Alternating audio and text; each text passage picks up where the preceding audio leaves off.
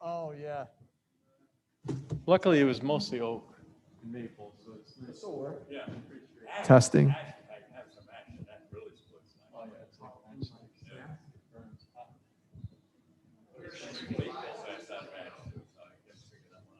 What is it? They make baseball bats out of ash too. Is it ash? Yeah. Some of it ash, some make it heavier, yeah.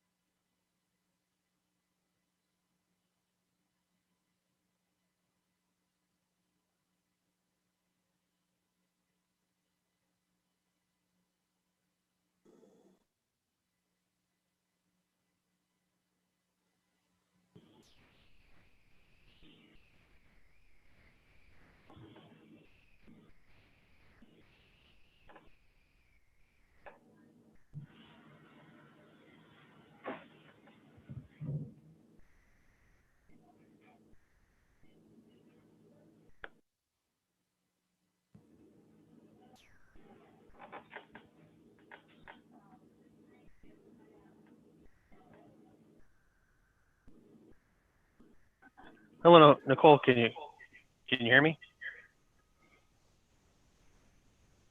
Yes, Okay, good. Just checking audio. thanks.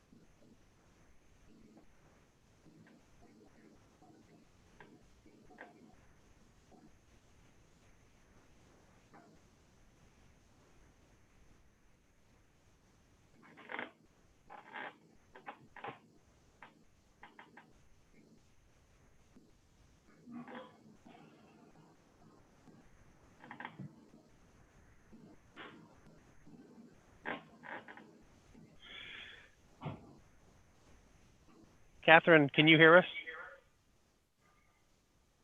Yeah. Okay, just checking.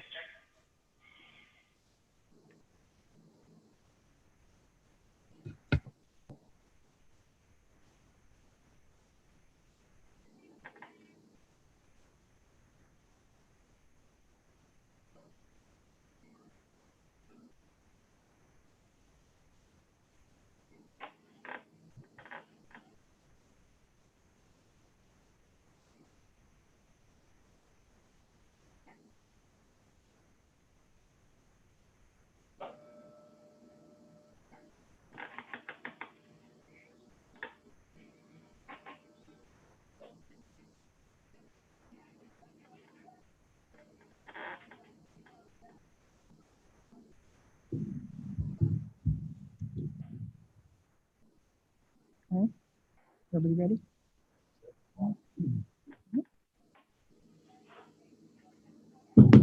I'm going to call the meeting of the Plainville Board of Education for October 13th, 2020 to order. And the first item of business is Pledge of Allegiance. And Ms. Martinez, would you be so kind as lead us?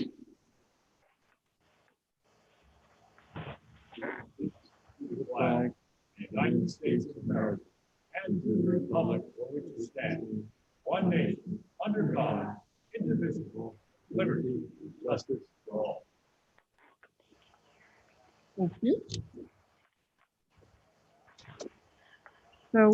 not have any special presentations this evening. We're going to go directly to approval of minutes. So we have two sets of minutes here. Would someone like to make a motion to approve?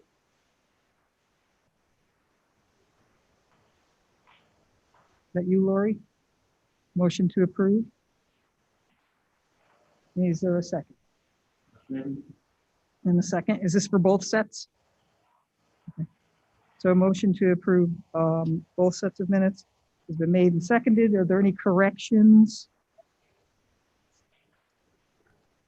I will just say for the purpose of the audience that there are 7 board members here in front of you, and we do have 2 board members as well participating virtually.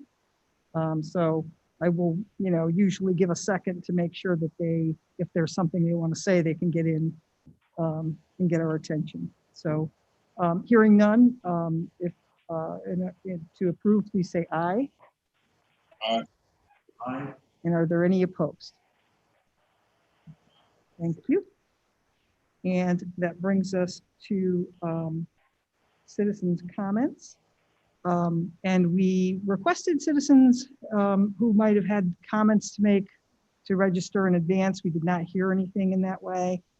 So I believe we have no one here in this room that would qualify to speak.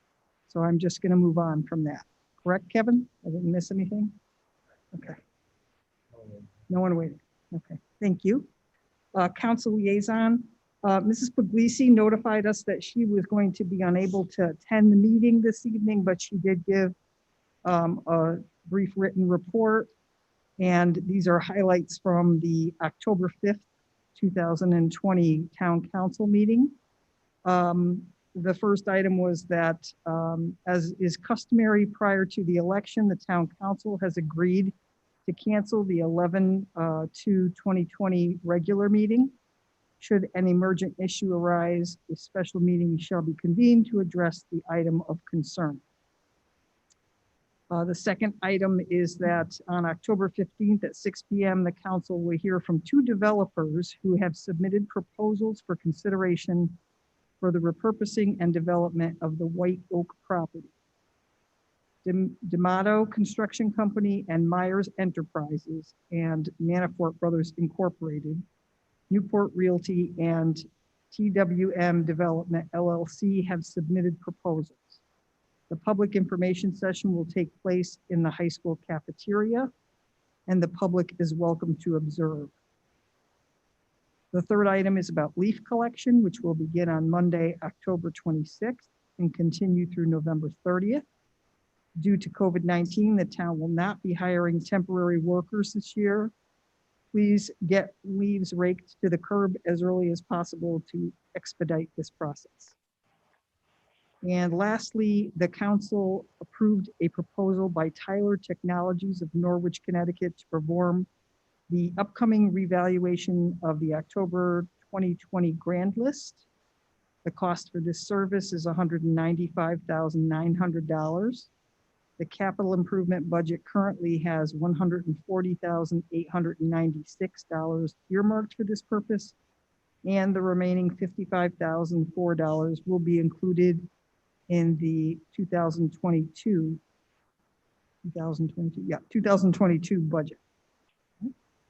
And that was it from Ms. Puglisi. We thank her for her diligence in sending us that report. And that brings us to the superintendent's report. So Mr. LePage, take it away. Thank you, Chairwoman Tyrell. I'll start with just a few brief remarks. I know we had the special meeting and I gave a full overview with our team about the strategies that we would be following for reopening our schools in a more full version, with about 82% of our students returning a week ago yesterday. So thus far, we've had 6 days of school since moving to a more full in-person model, and things are going very well. We continue to be vigilant in adjusting schedules and procedures as needed, as we determine refinements are needed. But having spent time in each school, I can tell you that the level of organization and attention to every detail is really impressive.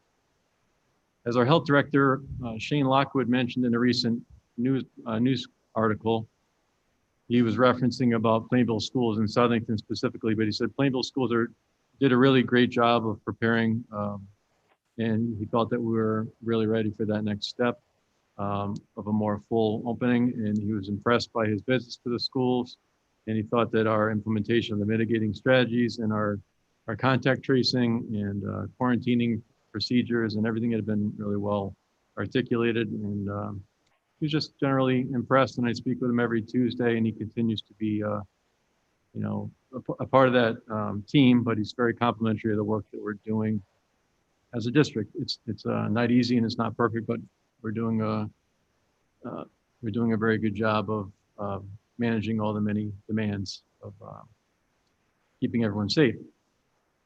So I'm really happy with our school so far. It's the best part is going out into the buildings and just seeing the students. Very happy to be together, to share more in-person learning together, and the teachers as well. Just seeing the looks on everyone's faces, getting to see each other, despite having masks on and following a different set of procedures and rules. They are making the very best of the situation and having a positive experience. And I've also received a lot of very nice comments from parents who have told friends, because we have had more students who have come back since we've reopened our schools. Some had waited to see how it would go, and then we've had, I don't have the exact number, but I know I was told by each school that we've had additional students returning. So I'm very happy with our team, and it's really important for our students to get as much of that in-person time as possible, while also providing the remote learning support for all of our students who are still remote learning. We have about 435 thereabouts who are learning remotely, and our teachers are doing a great job, as well as our instructional resource teachers and our tutors, and our other teachers are more fully remote. So the combination of resources and our technology, which of course is second to none, has really lent to a positive transition. Shortly after I stop talking, Mr. Lewandowski is going to share a comprehensive report on both equity and social and emotional elements that are taking place in our schools, and also planned for the year and the work of committees. So that's a very important piece of that work as well. I'll also be doing a survey for students, for staff, and for families about how things are going, and to gather their perception over the next 2 weeks. So we'll continue to take this one day at a time. We have had, as you know from my message that went out yesterday, and it seems like the 3-day weekends, on the Monday of the 3-day weekend, seems to be an unfortunate time that I received a call. I happened to be going for a jog in the rain yesterday, and I got a call from our HR director saying that we had, unfortunately, a positive case that we knew had been tested, and we were waiting for the results, and that did come back positive. So we follow a process that is well articulated and thorough. Contact tracing internally within the school district and working with the health department. And then sending out the necessary communications from my office to the whole district about, which school the case was at, and the level of detail. I understand from getting the many emails after I send that message. A lot of people want more detail about not necessarily who was it, but what class or what grade, or was it a child or an adult? And I've been directed repeatedly by both the legal counsel from the state and the health department that you should really only be providing that there was a positive case, and give the school.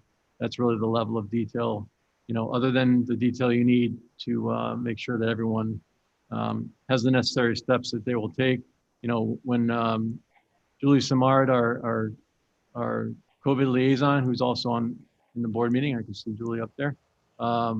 When she makes all the contacts to the individuals who were considered close contacts through contact tracing, she may give a little bit more detail that's needed in order to for them to take the necessary steps, but still confidentiality is protected through HIPAA privacy laws. So I just ask families to bear with me, and to know that when I write the words in the letter that anyone who is considered to be a close contact has already been contacted, we're really careful about that and do a very thorough investigation before that letter goes out, just so that there's no one wondering if they're going to be called after the letter comes through.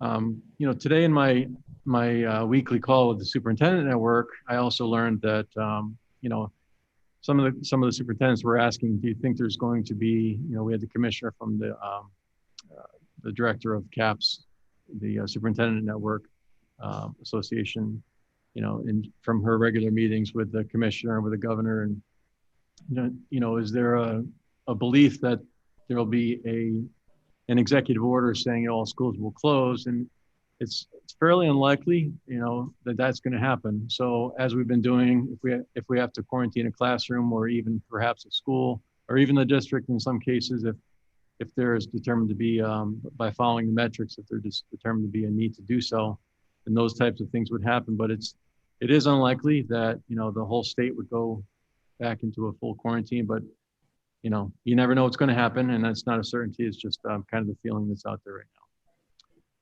So I do want to thank our HR director, Stacy Gooden, our COVID liaison, Julie Samard. I can't thank her enough for all the work and all the phone calls. And just really doing a thorough job in communicating everything to anyone who's involved. And it's a lot of work, but they do it well. So I do look forward to more normal times when we don't have to sit around a spread out room with masks on and have meetings in this nature. But, for the time being, when I look back, about, till last Monday, I believe that going back to the combined cohort, more full in model was a good decision. And any transmissions that have happened in the districts, which have been pretty minimal in the schools, transmissions that have not happened in the schools, but have happened from a family member outside of school or a friend. What they're saying today is that, for families out there who may be watching the board meeting, the biggest risk is those friendship groups that get together outside of the school or family gatherings. When you kind of let your guard down, you're not following the mitigating strategies that we use at school, and maybe not wearing the masks, and you're gathering in close proximity for a barbecue or a get together. That's when the transmissions are happening. So, like I said, thus far the transmissions aren't happening in the schools. That was reiterated again today by the health department at the state level. So we will continue to take it one day at a time, doing our very best to follow all the strategies and keep everyone as safe as we absolutely possibly can, and keep kids learning and feeling good about school while supporting our staff in doing so. And that concludes my brief overview of the reopening update. I don't know if anyone has any questions at all before I turn it over to Mr. Lewandowski. I did want to add that Mr. Farrell and I spoke earlier, and he's been working on bringing middle school intramural sports. Many of the middle schools aren't having sports. Some are, but it's been really a great challenge to pull that off, and to have the cross cohorting with other districts is really challenging. They're doing it at the high school level, but they started with cohorts of 10 students, strict cohorts of 10 students, and then they built up to where they just started, full practices about a week and a half, 2 weeks ago. So there will be three coaches at the middle school, and they'll be coaching, separating the grade levels, grades 6, 7, and 8 on 3 different days of the week, Monday, Tuesday, and Thursday. And they'll have cross country and soccer beginning, and Mr. Farrell and the middle school staff will be providing more details about those opportunities for our middle school kids. So I just wanted to mention that as well. All right. Mr. Lewandowski, if you would just give us, and I asked Mr. Lewandowski, he's been doing a lot of work with equity and social emotional learning, and among many other things, but Mr. Lewandowski put together a brief presentation for the board tonight, just to let you know what we're doing in those key areas of our district vision. Looks like the volleyball game just let out, so we're going to have. They're excited to hear my presentation. So, thank you for that introduction. I'm going to just briefly present our ongoing work on the areas of both social and emotional learning and educational equity. So as Steve has previously presented to the board, our district improvement plan includes an explicit focus on both social and emotional learning and equity. As you can see, our second theory of action there, if we provide safe, supportive, and equitable learning environments that support the social and emotional needs of our learning community, then students and staff will thrive and flourish. So that's one of our major goals. And we're hard at work implementing strategies within the district and schools that will support that theory of action.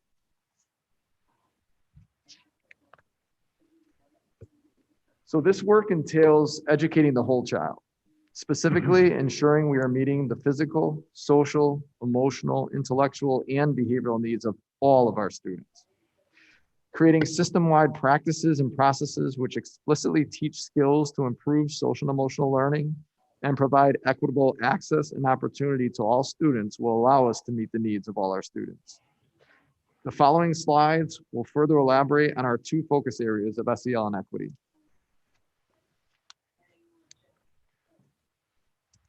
So CASEL, the Collaborative for Academic, Social, and Emotional Learning, which has developed standards for social emotional learning curriculum, has that definition for SEL. It's the process through which children and adults understand and manage emotions, set and achieve positive goals, feel and show empathy for others, establish and maintain positive relationships, and make responsible decisions. And as you can see from the graphic, social emotional learning is in the middle, and you have 5 main skills: self-awareness, self-management, social awareness, relationship skills, and responsible decision-making. And on the outside of that circle are all the areas that influence those skills within our community. So it's the community itself, families and caregivers, schools, and classrooms. We all have an impact on our students and those skills. So when we look at why SEL in the schools, research has revealed the many benefits to including a systemic focus on social and emotional learning. These in that graphic are very positive increases in areas that lead to school and life success.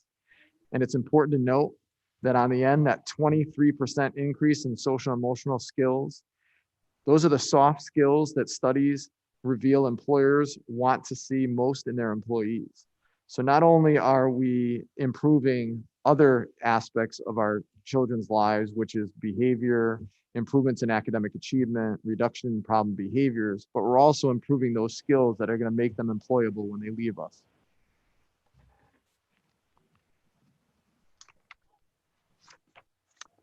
So again, why SEL?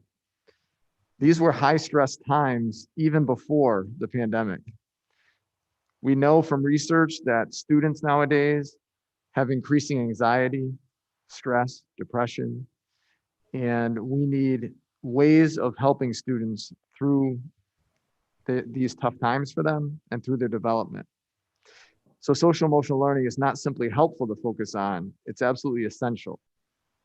And the last couple bullets there talk about the big indicators of success in school and life that SEL, that research shows SEL can impact.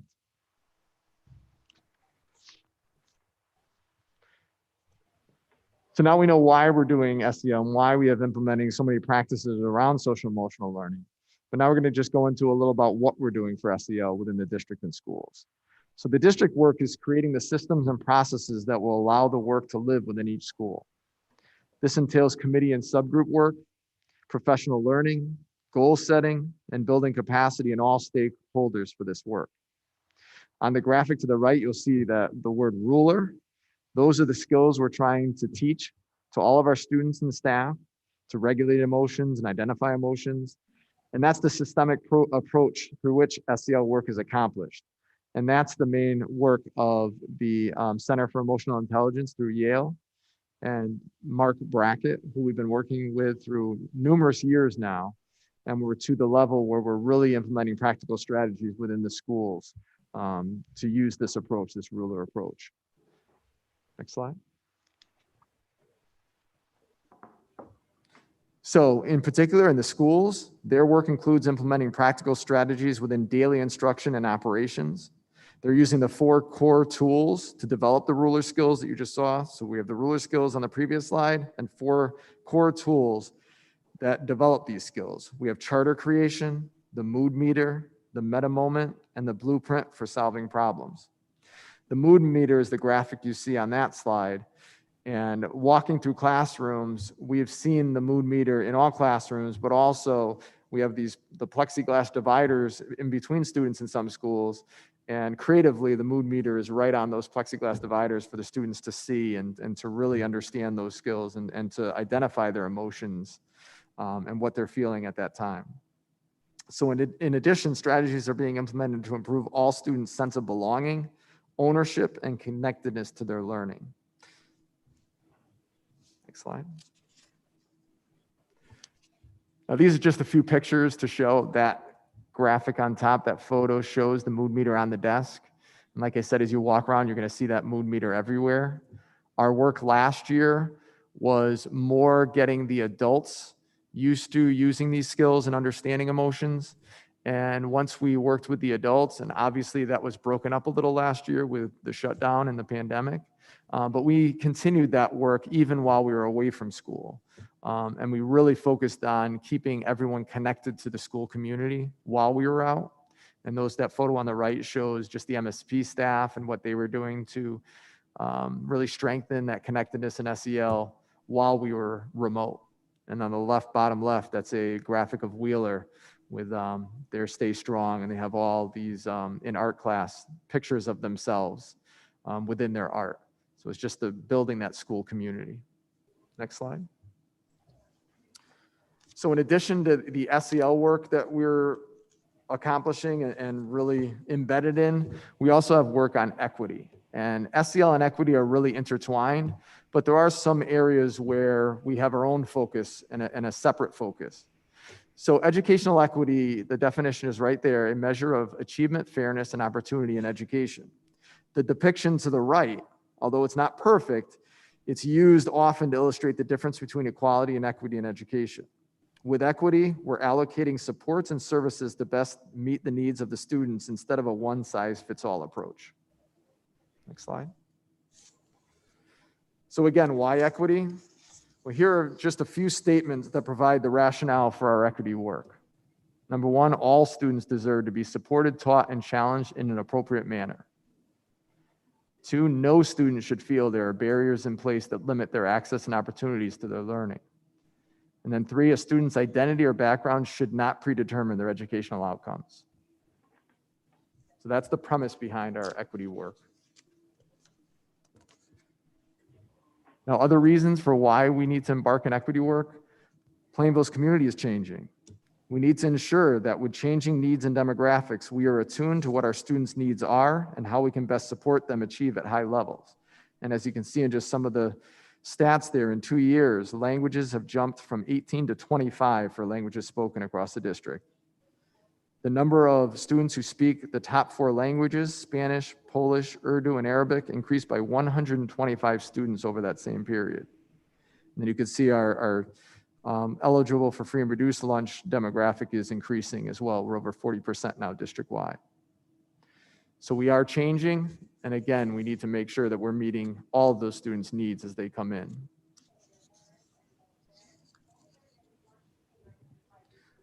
So just like SEL, we have some district goals and some school work to make sure that we are achieving our goal of equity. Like SEL, equity, the district is working to establish goals, practices, and professional learning to determine how to best meet the needs of all our students. And this includes examining current policies and practices for any unfair implications, collecting and analyzing data to assess any discrepancies, and incorporating more culturally responsive instruction so students feel more connected to their learning. Next slide. And the school's approach, they're implementing daily practices which strengthen healthy and trusting relationships, building opportunities to share and learn about all our cultural and ethnic backgrounds, and ensuring, whether implicitly or explicitly, that no barriers to opportunity and access exist for any of our students. And then lastly, I just have some of the email addresses and information about the individuals who are leading this charge in the district. Now, obviously, everyone is involved, all staff. We're involving families, students are directly involved, but we do have some groups and committee work that is ongoing with all of these initiatives. So I'm facilitating the larger group, and then you also have 2 subgroups, an equity subgroup, And the co-chairs are Tawana Graham Douglas, our Director of Curriculum and Instruction, and Lily Corniel, and she has the new position that we added and the board added last year, at the end of last year, for EL Equity and Student Supports. And we also have a district SEL subgroup who is co-chaired by Vicky Trzynski, Director of Special Services, and Christina Kiley, the Supervisor of Special Services. And as I said, those committees involve teachers, administrators, and central office team. Thank you. Thank you, Mr. Lewandowski. I don't know if any board members have questions for Mr. Lewandowski. I just wanted to say that I did have a conference call with Dr. Brackett. Actually, he's the director of the Center for Emotional Intelligence at Yale, who we've had training with and we've sent our staff to, and we're using their program. And it was nice in a group of about 50 superintendents and other members. Of course, he called on me for a pop question. He's like, "Is Steve here?" So that was kind of we're on a first name basis, but it's really interesting. Every time you listen to him, he phrases it and it makes so much sense. Is SEL important? Absolutely. You can't learn if your social and emotional needs aren't met. If you're really angry about something, if you're really upset about something, you're not able to focus and attend to learning. Your body goes into a fight or flight or freeze stage, and that's all you can think about. So just like having your lower level needs met, Maslow's hierarchy of needs with, food and security and safety, those must be met in order to get to those higher level needs. So the work's really important. I'm really proud of the things that I see around the district. I know Wheeler has a new thing called the Charter Champion, and they're announcing Charter Champions every week, which is, it's a celebration of students who help others to feel how they want to feel in that learning environment. And Charter is really a statement that encompasses how kids want to feel and how adults want to feel within their school, within their classroom. So every classroom has a charter, across the district and for the school. So, that's something new at Wheeler, and other schools are doing similar things with really celebrating those SEL skills. And I'm really happy with the work that Lily Corniel is doing with equity. She's came out of the gate really strong already, and I'm excited about all the things happening for these two really important areas. And it's coincidental that the state, in their revision to the evaluation platform for the state, they basically said just focus on the SEL needs, the equity needs, and also obviously helping students to recover to mastery, which is what we already decided upon in our revised vision document that this board had adopted. So we're in alignment with what the state is looking for, and it's just the right thing to do for kids. So, Mr. Lewandowski, thank you. I don't know if anyone has any questions for Mr. Lewandowski. Just quickly, would it be possible for you to send this out electronically? Yes. The slides that you had? Yeah, absolutely. I appreciate it. Thank you. It's excellent. Thank you, by the way. Thank you. We'll put that on the website as well. Yes. Yep. And that concludes my report. Chairwoman Tara. Okay. And no questions for the superintendent? All right. Let me see. That brings us to our board subcommittee reports. And actually, also on the line today, we have Catherine Guarco, who's our student representative. So Catherine's going to give us a little student representative report. Catherine? Okay, so I'll just get right into it. The general consensus amongst students on the current system is that it is, for the most part, better than the hybrid one used last month. Online education posed various challenges to students, including technological difficulties and issues focusing in class. The new system solves these problems as most classes are in person, and the one that is held over Google Meet is shortened by half the time. Of course, it is also important to discuss the emotional aspect of this new form of learning. It has presented an entirely different type of stress and concern among students, including myself. Not only do we have to focus on assignments, but practicing social distancing and sanitation guidelines. In my experience, however, teachers and staff have been incredibly accommodating and understanding of our feelings. They realize the struggle that we face being teenagers that are working, preparing for college, and completing schoolwork, all while living in this crazy social and political time. Being a senior, we have a lot of questions about events this year and how things will look. We will be working as a class and with our advisors to work through these events. We will also be getting a group of students together to start to address senior events before they start to ramp up in the second semester. And moving on to school events, Looking back, seniors took the SAT in September to make up for the loss of the school day SAT in March. Following that, sophomores and juniors will be taking the PSATs tomorrow on Wednesday, October 14th. Freshmen will take them in the following spring. School photos were taken in September, including finishing up senior portraits for the yearbook. Yearbook advisors are currently working on a different way to do the class photo this year, which we will be doing soon. One possible solution is to arrange students on the football field at a safe distance from each other and take an aerial shot using a drone. And moving on to sports, they're back up and running and games have commenced. There is an abbreviated season, and to get more specific, boys soccer is unbeaten 4-0. Girls soccer and volleyball are still looking for their first wins. Football has won both their 7v7 and lineman challenges. Cross country has had 2 races so far this season, and girls swim has also had their first meet last week and are looking for their first win this week. And continuing on with current updates, the Committee for Veterans Day is looking at how to continue to honor that day this year. Student Council is also looking for ways that we can hold homecoming this year and keep the tradition going for students. And we are already looking at ways to hold class competition in November in a safe manner. And just going forward, parent-teacher conferences are coming up on October 28th. These will be done virtually this year, and more information will be sent as we get closer to the event. And lastly, the last day of quarter 1 is Friday, November 6th. You, Catherine. No, I'm really loud.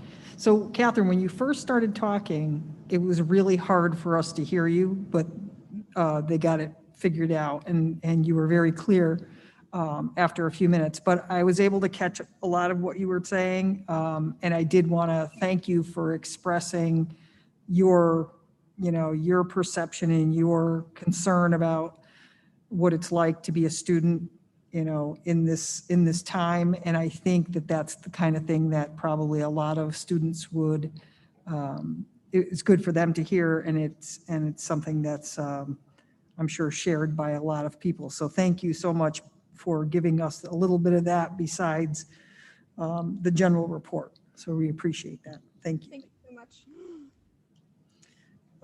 So that brings us to, we do not have facilities or finance, correct? Nothing to report there? I did want to say that I spoke with Mr. Allerstein, who is not able to be here tonight, but he's with us virtually. And he plans on coordinating a finance subcommittee report. We'll coordinate one very soon, because we'll be talking about the capital budget that will be due before you know it. So that'll be our first order of business, and also looking at the next steps for the middle school renovation project. So that'll be within the next few weeks. Okay. Thank you. We have not had a policy meeting, which also is something else I know that we're. Yeah, we're looking to have a meeting in November. Yeah. All right, thank you. Curriculum subcommittee will probably happen when budget time comes around, if there's something looming. And outreach, we also have not met, correct? That brings us to the Plainville High School report, PAC liaison. Mr. White, do you have anything? Yeah, the PAC did meet virtually on September 30th. They do have their new officers. Karen Lyman is the current president. Christine Wells is vice president. Lisa Levesque is secretary, and Julie Devane is the treasurer. They did not have the treasurer report ready for that particular meeting. They did have their pie and cookie fundraiser. It started October 1st and ended on the 12th, delivery date of November 11th. They are considering a bottle and can drive and a couple of other fundraising events. They are trying to equal, if not surpass, the good work that was done for the class of 20, for the class of 21. They will next be meeting on November 11th at 7 p.m. And that may be an in-person meeting, or may still be a virtual meeting. I have yet to be determined. Any questions? Thank you. The Toflon Elementary School PTO report, Ms. Martinez. Yes, Toflon had their first PTO meeting on September 17th. They held it through a Facebook Live. The meetings will be on the third Thursday of every month until the end of 2020. They're planning on virtual meetings throughout the end of the year, but as soon as we can meet in person, we will. The president is Bethel Hairston this year, Vice President Kristen Campbell, Treasurer Sarah Blake, and Secretary Rebecca Preston. For the treasurer's report, they received a check for $52 from Amazon Smiles. Bay State Textile, they received a check for $100. Box Tops, they received a check for $297 for the last half of last year. They did an introduction and welcomed the new staff, Pam Musshorn, Zelda Covington, Max Hamp, Nicole Plard, and Yana Strevens. Hopefully I didn't butcher those. And they talked about the golf tournament for Axel Roulette was a great success. The PTO donated a raffle basket, and they're planning on doing another tournament because the outcome was so overwhelming. And for yearbook, they are asking everybody send in a picture of the first day of school. Upcoming fundraisers, they already have a few plans. They're going to have Pura Vida bracelets. It'll be done virtually. They're going to do a virtual Scholastic Book Fair, a calendar raffle, a Taste of Toflon Week, and an Apex Fun Run is scheduled for May 24th through June 4th. And that about sums it up. And the next meeting will be October 15th at 7 p.m. Thank you. That leads us to Linden Street School, Mrs. Wells. Yes, the Linden Street PTO, they're going to hold a meeting tomorrow, Wednesday, October 14th. They actually have two meetings. One's at 11 a.m. and one's at 7 p.m. They're virtual meetings, and you can get the links through the principal's email that was recently sent out. They're starting their first fundraiser, the Cherrydale Fall Fundraiser. It's going to go out Monday. All the information will go out, and everything will be done online to minimize contact. And Linden Street PTO has its own Facebook page, and you can get all the details about meetings and fundraisers on their Facebook page. Thank you so much. The middle school PTC, Mrs. St. Lawrence. The MSP PTC met briefly on Tuesday, September 22nd. They just basically, so every meeting will be on the second Tuesday, except for like tonight when there's a Board of Ed conflict, they'll move to the Wednesday. There was a call for new officers, and so they're hoping to get some information about that for tomorrow night's meeting at Wednesday, October 14th, I believe. It's virtual, I'm not quite sure, but you can reach out to Mr. Guarino if you have. It's virtual. Oh, yep. There he is. Thanks. Thank you. Welcome. I sent out an email. All right, thank you. That leaves us with the Wheeler PTO, Ms. Palmieri, you have a report? I did not get anything from the PTO for this month. Okay, thank you. And Correct Council did meet in September. I was unable to attend, so the next meeting is October 21st. And that leads me to the chairperson's report. So actually, Sam, no, I don't want to delete that note. I'm trying to open my note and it's like, you want to delete this? No. Sam Adlerstein, our business manager, actually kind of gave me a good idea. Asked about whether we would like to explore seeing if CABE had anything that was developed for a way of communicating more consistently with board members and what we would communicate, how we would communicate. So Sam actually reached out to CABE and asked them if they had developed any kind of a matrix like that, which they don't, because I think it would have to be pretty specific to the particular board. They did, well, Sam was already aware of the school governance position statement that was done in 2016 by CABE and CAPS. And CAPS is the Connecticut Association of Public School Superintendents. So it's the boards and the superintendents working together trying to figure out a good way to communicate and the kinds of things that board members need to know about and how they need to get that information. This does have a lot of good information in it, but it's not specific, to districts because it is trying to be,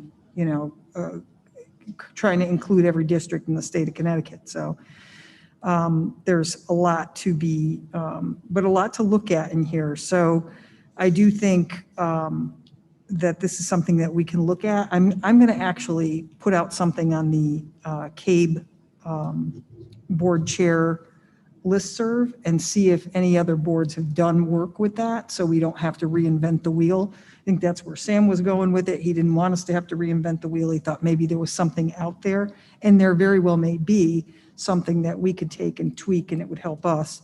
I know like Berlin has a Board of Education handbook that they've used in the past, and that has some good parts in it. So we could maybe get a few things from a few different districts and pull it together, and it would help us to create a little more clarity. So that's something that I'm going to be working on and hopefully have something more for you during the course of this month so you can see it. So other than thanking the administration for their continued hard work and all our teaching staff and everyone, and, just really appreciating everybody's efforts, especially even, our students, our families. I mean, things don't happen well without everyone's participation. So we really do appreciate everyone continuing to work together. That's all I have in my report. Unfinished business, I do not believe we have any. New business leads us to our board open forum. Is there any board member that has a comment they would like to make? Just quickly, I would like to thank Mr. Lewandowski again for the good presentation on SDL tonight. But I would recommend to anyone who has not read it is Dr. Ratcher's book, Permission to Feel. That, I think, is give you a very good understanding as to the really appropriateness, current appropriateness for social and emotional learning. And it is an easy read. I can read it, it's a real easy read.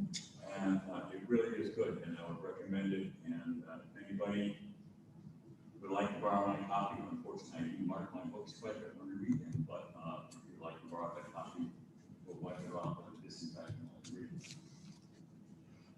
Thank you. Anybody else? I have a quick question. Yes, Ms. Nicole. I know you were just talking about how you're going to come up with some guidelines on what and how we receive information. Right now, can you just clarify for me, how is it determined what information we get and what information we do not receive?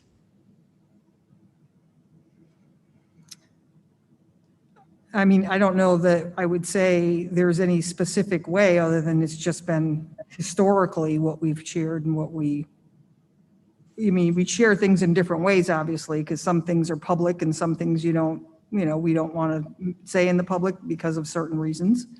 But that's, it's fairly cut and dry. It's a historical practice. Right. But right now, for instance, how we found out about the 2 lawsuits because it was in the Hartford Courant. Isn't that something that historically we would have been told about before it hit the papers? Are you talking about, what was that first part, Nicole? I don't know why I couldn't hear it. That's okay. The 2 lawsuits that were in the Hartford Courant last week, historically isn't the board informed of lawsuits that involve the district? If I'm not mistaken, those were from a long time ago, and I don't think there's anything new that's happened. I think They're from previous incidents that the board was informed of. As far as the lawsuits go, the insurance company handles those, and we find out about, our part that is needed or information that's needed through the investigations. But I don't share every detail of those, just that incidents happen if there was a student injury, and if there's a lawsuit pending, that usually is shared as well. I don't know if those weren't shared, but I thought they had been. I could be incorrect. those 2 cases were something that happened quite a while ago. So it may have been something that we knew about, but it hadn't been discussed in a long time because there's nothing new. And then all of a sudden, it gets picked back up in the news cycle. I don't know. But to my knowledge, there was nothing new that had happened with these cases that they would have come about for any particular reason. Okay, thank you. You're welcome. Any other questions or no more comments from the board open forum? That brings us to the quarterly special education report, and it's October, so I think that we're probably going to have Sam in here, yes? Is he virtually with us? I'm There. here. Is the volume okay? Yes. So once a quarter, by the way, hello, everybody. I'm sorry I'm not there with you. And we're doing our usual quarterly review of special education tuition. You ask us to review that once a quarter. It's a good practice because it's the most volatile and financial risky line item in our budget. So we do pay extra attention to it. We report to you monthly, and once a quarter, we use the same format that we report monthly, and we just go over it in your meeting. The report is in your agenda. It's one page, and it details the number of students who we outplace and the estimated cost to the end of the year of outplacing those students. We roll it, so there's 2 columns on that report. It shows the last time we reported and this time we reported. So just looking at this report, we have 33 outplaced students. 20 are outplaced in long-term institutions. The budget status at this time of year is often, again, because it's so volatile, it's often very preliminary, and I would say that's the case in this year too.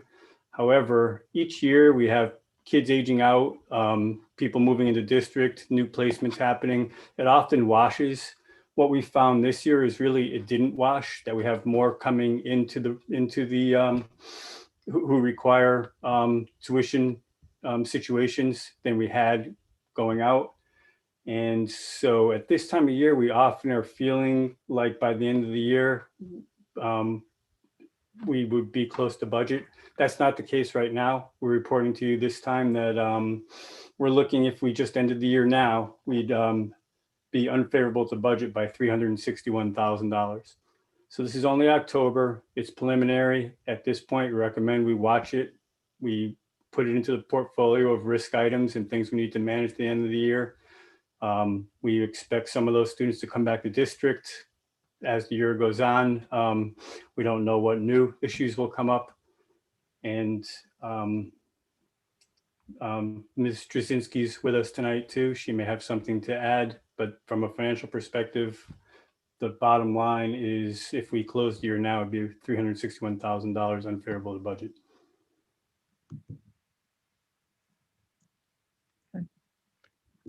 Is there anything additional, Vicki, that you wanted to add or?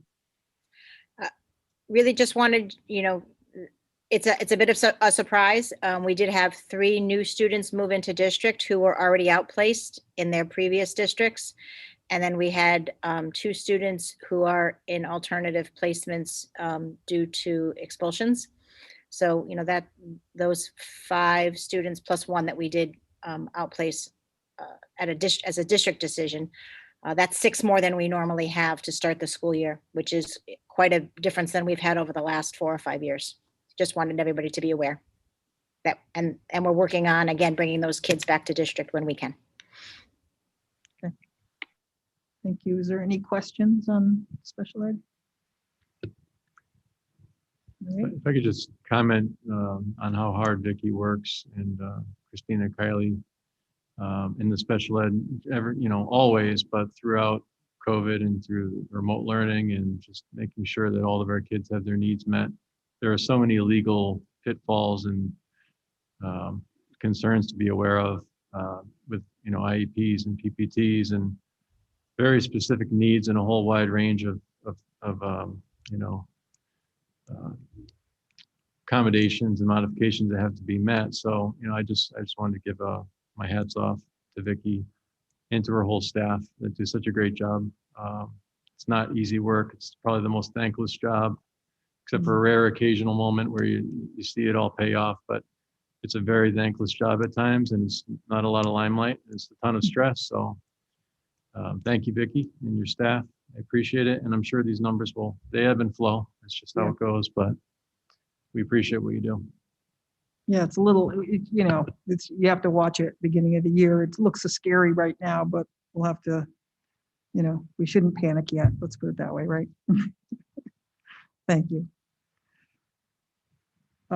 We do not have a turf report, and that brings us to the request for approval of the collective bargaining agreement. Mr. LePage, you want to introduce that or anything? Yes. Given that it's such a tumultuous economic time with so many unknowns about what the future will hold, as we did with our paraprofessional and tutor group with a 1-year contract extension, just with a modest increase, we met. I'm trying to remember everyone that was at the meeting.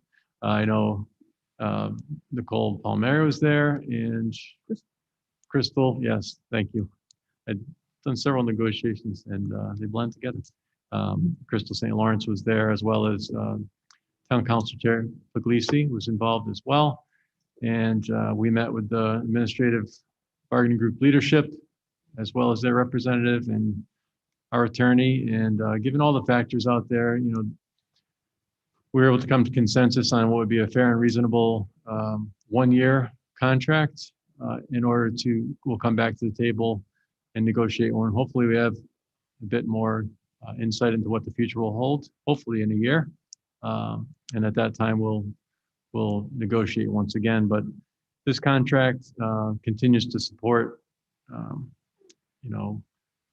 hopefully maintaining the administrative team we have in place. I've said it before, and I know there's some administrators joining us virtually. I couldn't be happier with our entire administrative team. They've done an exceptional job, never complain, gave up a lot of free time, summers, weekends.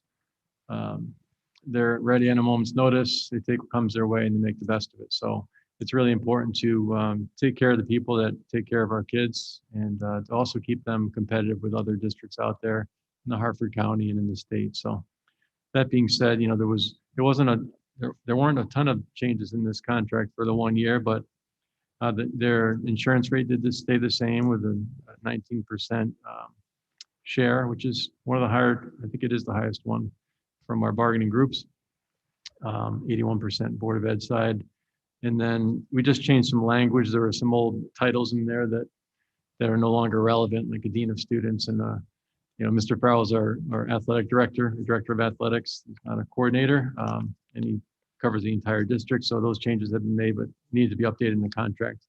And then just a new salary schedule, which also includes the salary schedule for our 3 10-month administrative positions, which are one of the assistant principals here at the high school, one of the assistant principals at the middle school, and also our new EL equity and student support specialist. Those are 10 months plus 3 additional weeks in the summer, and with potential for more days, kind of per diem if needed. But the goal with that is to be a little more flexible and to reduce that salary a bit, and also to allow those individuals to have a bit more time off in the summer. So basically, I'm not sure if you want me to go through every part of the contract, but those are the highlights, and then the salary scales included in there. So you have all received, Ms. Calistro, my assistant, sent the red line version of the contract. And as I said, a couple of our board members were involved. I appreciate that, as well as Town Council Chair Puglisi. So, and I just want to thank the administrative team for a cooperative, collaborative process that I think is the best thing to do at this time with so much uncertainty. Okay. Let's do somebody want to make a motion to approve? Madam Chairman, in my life, we did receive a copy of that amendment today.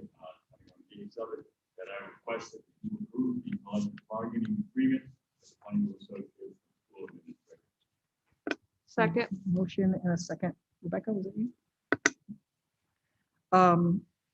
So is there any other comments? I know Crystal and Nicole did participate. I didn't know if there was anything they wanted to add or.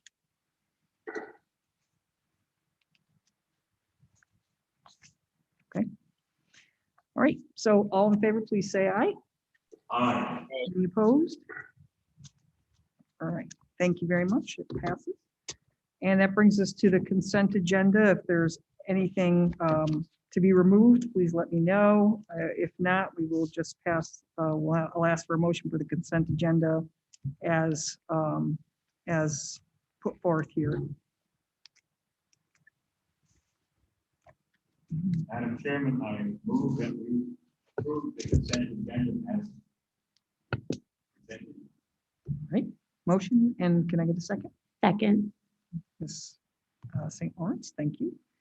Can I get a vote? Let's see, all in favor, say aye. Aye. Any opposed? All right, thank you so much. And our most favorite motion? Motion to adjourn, somebody? Who said that? Oh, Lori. Okay, Lori made a motion to adjourn. Can I get a second? Second from Rebecca. All in favor, please say aye. Any- Aye. There's Brent. We knew he was there. All right. All right. Thank you, guys.